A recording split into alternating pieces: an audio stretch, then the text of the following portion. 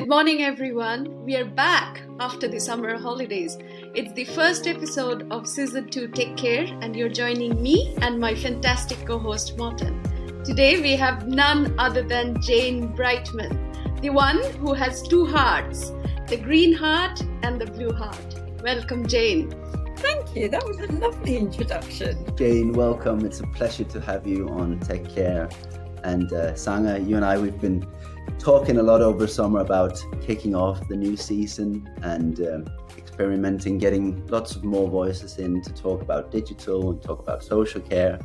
And Jane, you and I met not too long ago, and you introduced me to a world of people and knowledge, and it's simply a pleasure to have you here today. Tell us a bit more about Jane Brightman. Oh my goodness, where do I start? So yes, my whole career has been in social care. So I started, I think I fell in love with social care when I was around 14, which was quite a long time ago. We're not going to go into how old I am, but it was a long time ago. And my great aunt had a stroke, and then she developed dementia, and I was very close to her. She was like my grandmother. And she was in hospital for a long time, and then she moved into a care home. And I remember going into the care home to visit her and watching the staff and thinking, I want to do that job. That's like the best job in the world.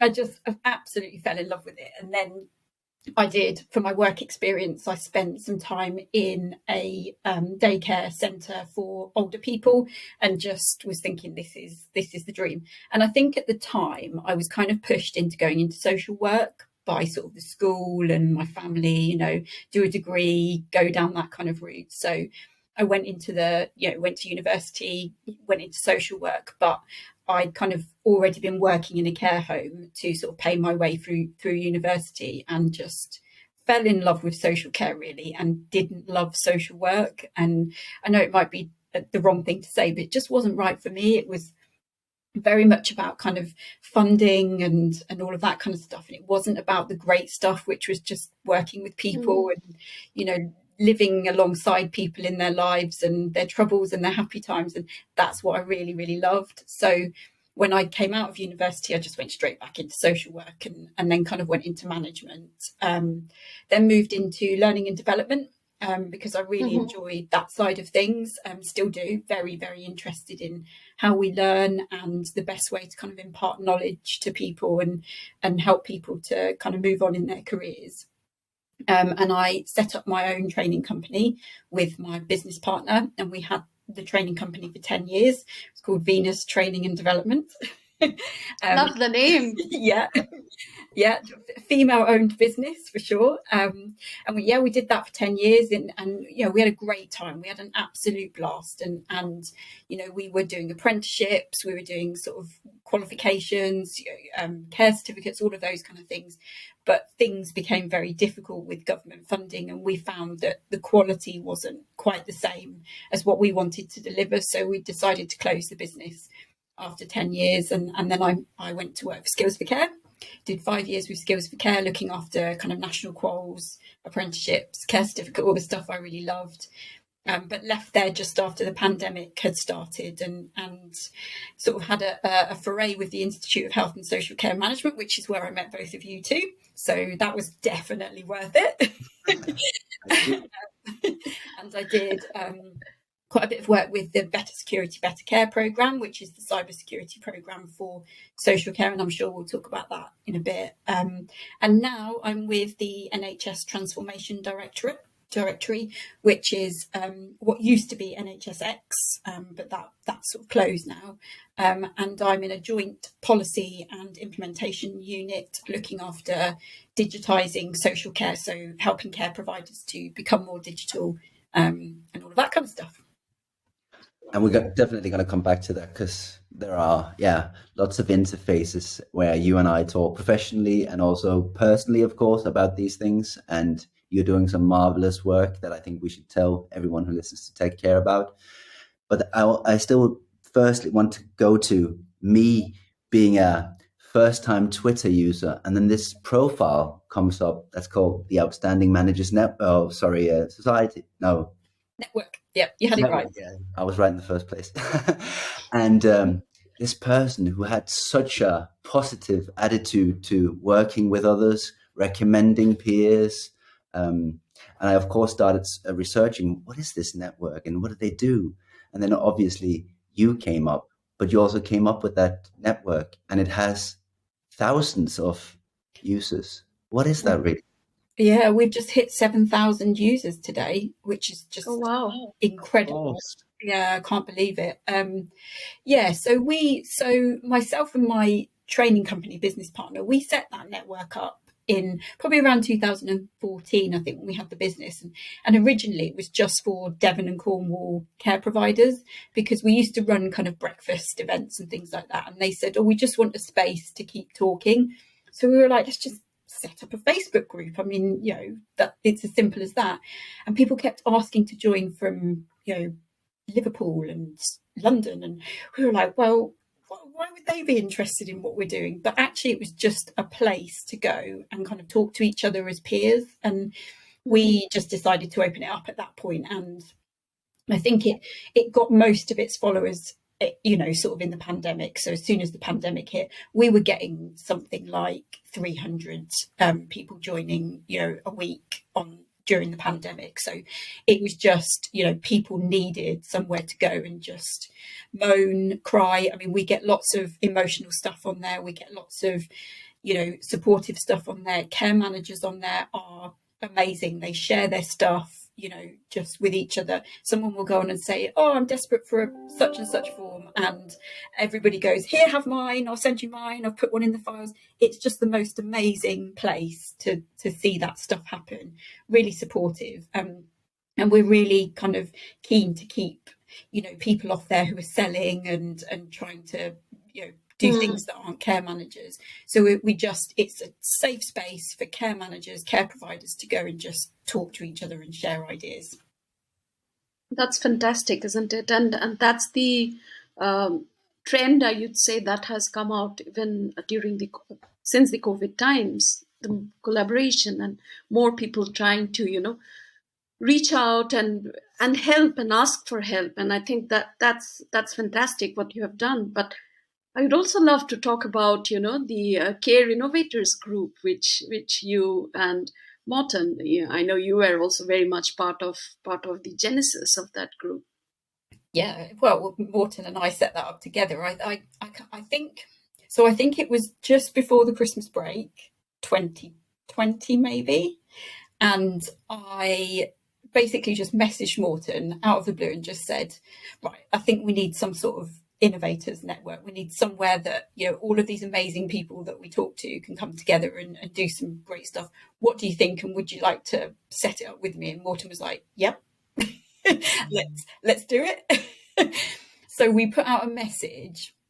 I remember putting it out on social media just before we kind of switched off for the Christmas break, and I just was inundated. I can't tell you. I spent most of that Christmas just responding to people saying, yeah, I want to be a part of this. What is it? And I was kind of like, I don't actually know what it is, because Morton and I really haven't sat down and thought that through. We just think it would be a good idea. And is anyone kind of interested? I don't think we expected that, did we, Morton? We just thought, this is going to be a few people that get together and that'll be great.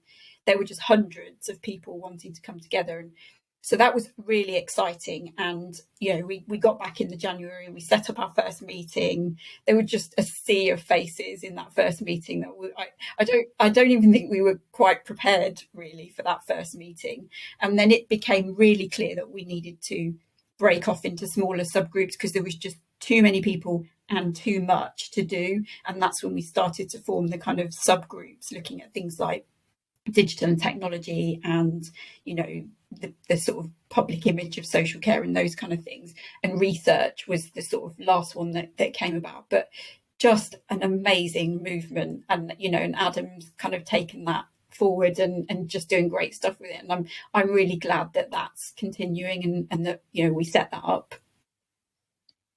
Yeah. It was to me, that was very central in the way I've learned it's to have that kind of engagement and not get anything back from anyone, but just wanting to share and alleviate burdens, and having that at the end of the tunnel vision as you had for collaboration. You're kind of a person that really gathers good people around you, I suspect, eh? I like to do that because I'm not that clever and I'm not that bright and I don't have any of the answers. So what I think is if I surround myself with the really clever, bright people that can make stuff happen, then great things will happen. If I just kind of march along by myself, nothing's going to happen as a result of that. We're so much stronger together, and there are so many amazing people out there in the social care world. Care providers, people on the front line, people drawing on social care, and people like yourselves, the innovators, and just amazing stuff can happen when we come together. I completely agree to that, and we are seeing things. We're seeing so many ideas coming to fruition, and so many people trying to think differently. So which is absolutely great, and thank you both for really laying the foundation for the others to come and join and give and share. I think that's great. So let's speak tech. Let's speak digital now, because this podcast is all about trying to encourage our sector to be much more open to real good tech, and remove some of the fears that somewhere still continues to lurk. So yeah, it'd be great to hear what are some of the initiatives that you are working on. There's a lot of talks going on about integrating the NHS and the social care, and how you see that shaping up. Yeah, definitely. So the team that I'm working in, we're working really closely with the 42 new ICS, so the integrated care systems. And we've got funding that is flowing through those ICS. But it doesn't stop at the ICS. It's about, them being able to recruit someone who's a social care digital lead within their area, who can really support the care providers within that kind of ICS footprint. But also they've got funding to give to care providers to help them to buy tech, to help them to kind of make sensible decisions about, what platforms and systems they might want to purchase. So our biggest focus is around what we call digital social care records. The rest of the sector will call those digital care plans. So, exactly the kind of stuff that Supplier does, all of that kind of tracking and recording of people's care. That's our biggest focus. And we've got a government commitment that 80% of care providers will be using a digital social care record by 2024. So we've got a lot of work to do, because we think there's around 45% of care providers are using them. And then there's around kind of 30% of care providers who are using some tech, but mostly kind of paper. And then we know there's quite a lot of care providers who are still just using pen and paper, and they are the really hard to reach, and we've got to do a lot of work to engage with those care providers and give them the confidence and the sort of the skills to be able to make some decisions about what tech they want to use. So we have an assured supplier list, which is a list of digital social care record suppliers, and those suppliers have jumped through some quite robust hoops, as Morten will know. But that's really important, because we want care providers to be buying the top quality solutions. And part of that is that, they're really safe and secure in terms of cybersecurity and data protection, and that they will interoperate with the shared care record, which is the sort of record that each ICS use within their footprint, that everybody within the system will have access to that information about each person, so about each of us as citizens. You then won't have to go in and repeat your story to every GP that you see, or every clinician that you see, or the care home. So the idea is really making that smooth transition to sharing information. It's leapfrogging. I mean, considering that spine you have, where these things can be interconnected or integrated, as we could also say, it's going to be leapfrogging for the sector, for the social care sector, especially when we have this connected. And when you say you've vetted a lot of suppliers, some very good systems out there that can all share their records, with NHS relevant services and so on. It's going to be quite fantastic, I believe. And one of the big areas that we've recognised is that we in the sector we lack a lot of digital skills. Actually, I think we lack digital confidence in the sector because the skills we can pick up those skills if we're just confident enough to pick up bits of tech or open up systems and play around with them and press buttons and do things. And I talk to a lot of people who work in care who say, oh, I can't switch on that tablet or that phone or that because it will blow up if I touch it. And it's like, no, it won't. It's really hard to blow up a computer. And, if you just have a play around, you can't do damage. So it's that confidence, I think, that we need to give people. And a big part of the programme that I'm working on is around digital skills, creating lots of opportunities, exploring things like, why don't we have a social care digital leadership academy like Health do? Why don't we have social care CIOs, so chief information officers like Health do? All of those kind of things. Why aren't we as equal and in the same kind of position as Health is? There's a lot of work to do, but there's a lot of dedication and commitment. Yeah. And, even being aware that we have to embark on a journey like that and taking the first step is, I think, a big way forward because, we often say in the world of change and transformation, the first step is being aware and, then making the journey happen. So, no, that's all great things. And I completely agree with what you said there. It's more around fear of something will go wrong rather than how things will become better if we use tech. So again, it would be great to hear some more thoughts around the cybersecurity program that you shared just a few minutes ago. Just before, I just really like to comment on what you said there, because I think you're really working with a thorough ethos, because you're not alone setting up a systems approach to how to grasp this. There is also the implementation and the skills and the commitment to learning and development that you're also offering through this, let's call it a movement, which I really think it is. So I think if you didn't have like the learning aspect of it, I think someone could potentially point to it and say, well, it's good enough that systems can do, but we're talking about a sector that's moving really, really fast in its digital transformation right now, but that you're also setting up this, working with the various other stakeholders like digital social care on this, means that I think the ethos of requiring and the ambition of wanting to be digital in 24 is solid. I think it's workable. Of course, it's not necessarily doable on the date, on the mark, but it's solid. It's serious. Yeah, and it's a journey.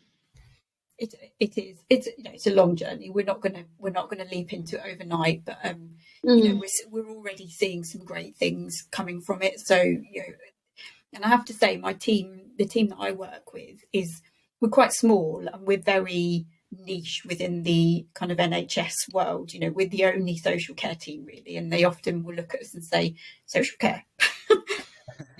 And we've got a lot of internal education to do to help our health colleagues to understand social care better. But the team is, quite a few of us come from a social care background. That's purposely being done by the leaders to make sure that, we're not just a group of people trying to make policy that we just don't understand. We're really living and breathing it, and they're really pushing for sector input, for us to spend time in the sector, talking to people, really understanding the problems. But even for that, Jane, like getting to know social care better, you've set up the Hexy time, or setting it up where you can, like in a very new and fresh way, approach learning and sparring and shadowing. And I think that's also another thing, and you're doing that with a tech component as well, saying, well, actually, there's this type of economy where you can share learnings and experiences and so on. So again, there, I think you're backing it up with a lot of ethos when having ambitions that are this like wild and good. Absolutely. And Hexy Time is a time banking platform for health and social care professionals. So we're also trying to give back, because people will earn credits if they give us their time and provide shadowing opportunities and mentoring opportunities for us. And they'll be able to use those credits on the system themselves. So they will be able to kind of buy, learning opportunities, shadowing opportunities back for themselves. So we're trying to make it really two-way. So it's not kind of constantly take from the sector and not value what the sector gives to us. So really trying to live and breathe that ethos. Brilliant. So how do people join Hexy Time? Literally, hexytime.com. Go on, you create your own profile. We will very soon be launching our space on there, and people can kind of come onto our space and say, happy to offer you 3 hours of my time to talk through what it's like to be a care home manager, or what it's like to be a tech supplier in social care, or what it's like to be a training provider in social care, or a commissioner, or someone drawing on social care. That's as easy as it will be, and then you will earn credits back for offering us that time.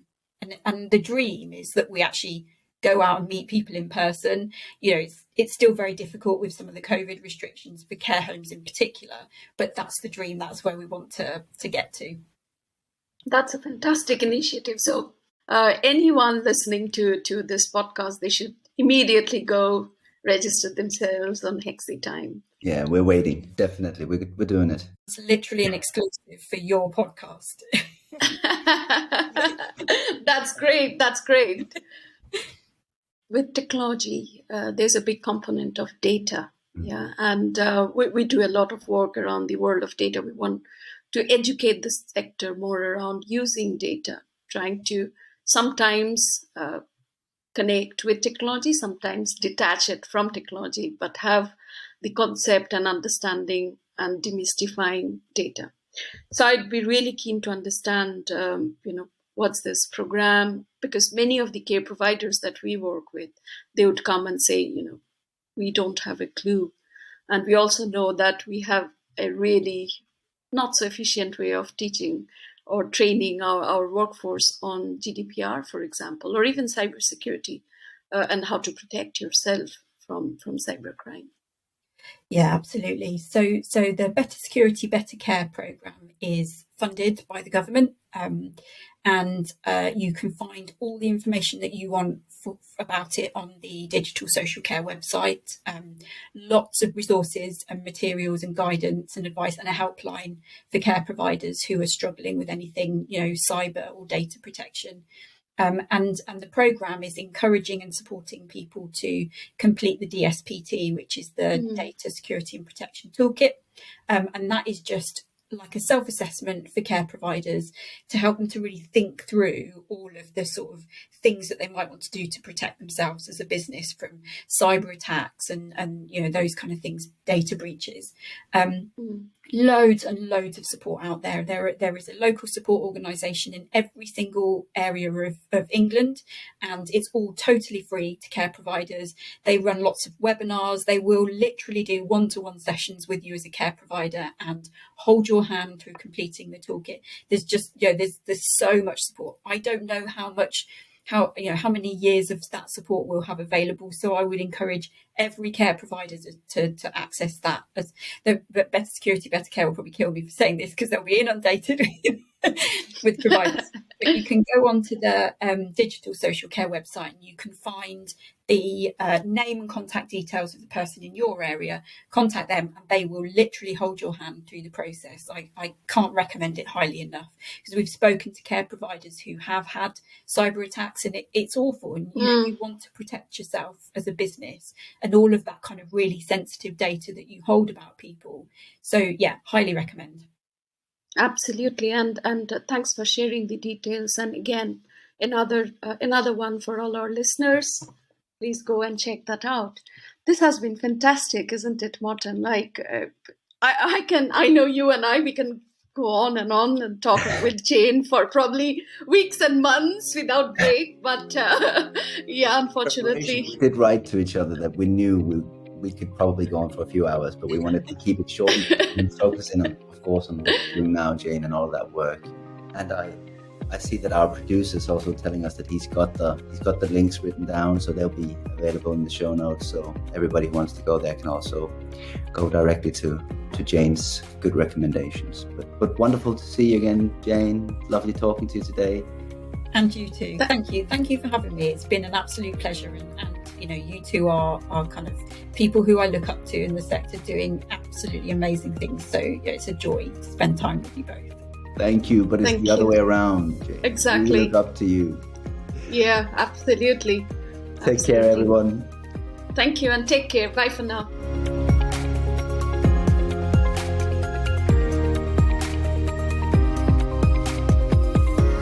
Thank you for listening. Don't forget to subscribe, review, and share your favorite Take Care podcast with your friends and colleagues. Until we meet next week, take care.